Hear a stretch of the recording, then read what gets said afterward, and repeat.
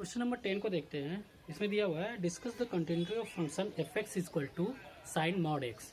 अब देखिए क्वेश्चन दिया हुआ है कि इसमें फंक्शन है वो साइन मॉड एक्स है। इसको बोल रहा है कि इसको कंटिन्यूटी को डिस्कस करना है हमें कि ये फंक्शन कंटिन्यूअस है या नहीं है। अब देखिए आपको पहले से ही पता है कि ये साइन एक्स जो होता है ये कंटिन्यूअस होता है और sine mod x equal to भी ये भी कंटिन्यूअस होता है। अगर इस फंक्शन को हम समझे तो ये एक फंक्शन नहीं है, दो फंक्शन है, एक साइन एक्स है और एक उसका एक्स का मॉड है। ठीक है, तो अब इसको हम अगर करेंगे तो देखिए किस तरीके से करते हैं। Let f x equal to sine mod x हो जाएगा। तो this function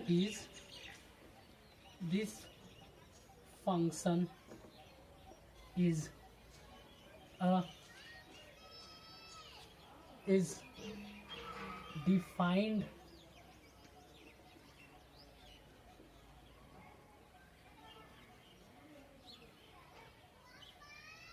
for every real number।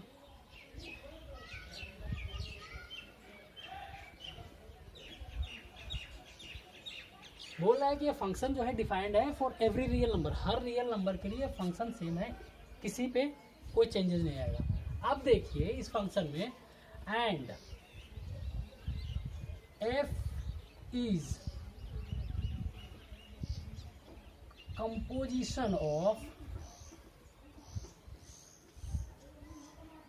To function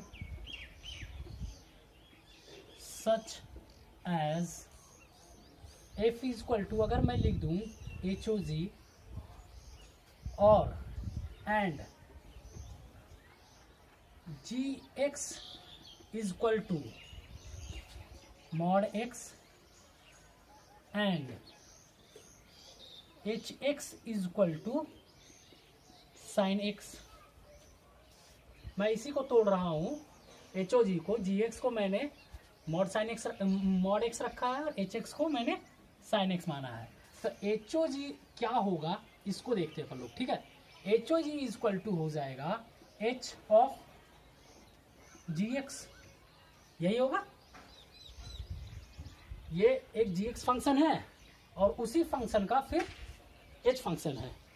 ठीक है, तो इसको अगर हम लिखते हैं तो एच जी एक्स अपना क्या है, मॉड एक्स है। ठीक है, इसी को आगे करते हैं और एच मॉड एक्स क्या है अपना, एच एक्स क्या है अपना साइन एक्स का पूरा मॉड है। इसको अगर तोड़ के लिखेंगे तो क्या हो जाएगा, साइन मॉड एक्स हो जाएगा, यही होगा। यहां तक तो क्लियर है। अब आगे देखिए,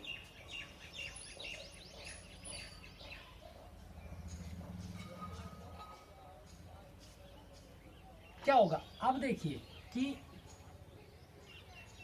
H x is equal to mod x and g x is equal to mod x and h x is equal to sine x are continuous function.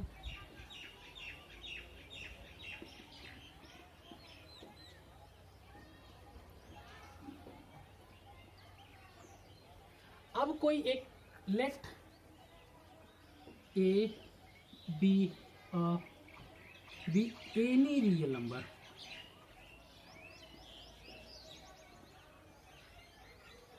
अब हम क्या करते हैं कि ए कोई एक पॉइंट मानते हैं, जैसे x इक्वल टू 1 2 3 मानते थे ना कोई भी पॉइंट, और ए कोई पॉइंट मानते हैं, उसी पॉइंट पे हम साइन मॉड एक्स का कंटिन्यूटी को हमें चेक कर लेते हैं कि वहां पे अगर ये फंक्शन कंटिन्यूअस है तो किसी भी पॉइंट पे आ जाइए, सारे पॉइंट पे ये फंक्शन कंटिन्यूअस होगा।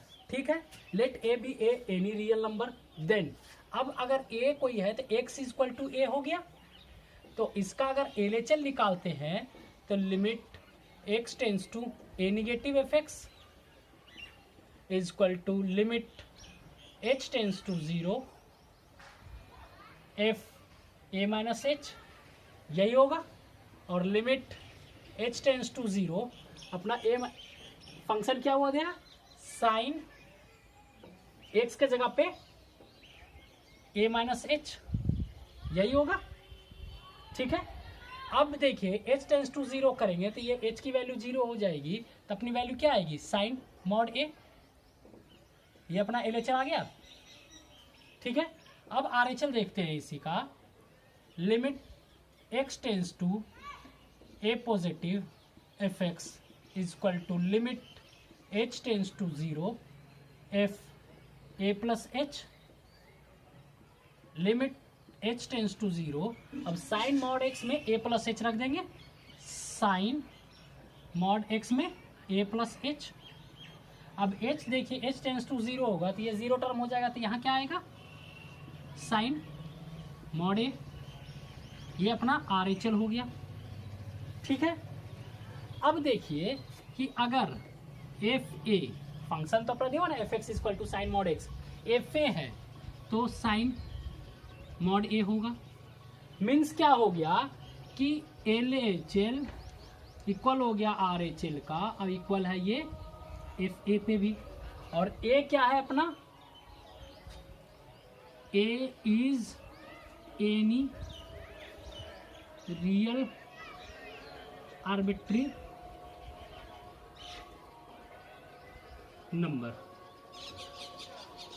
so function is continuous। ठीक है, थैंक यू।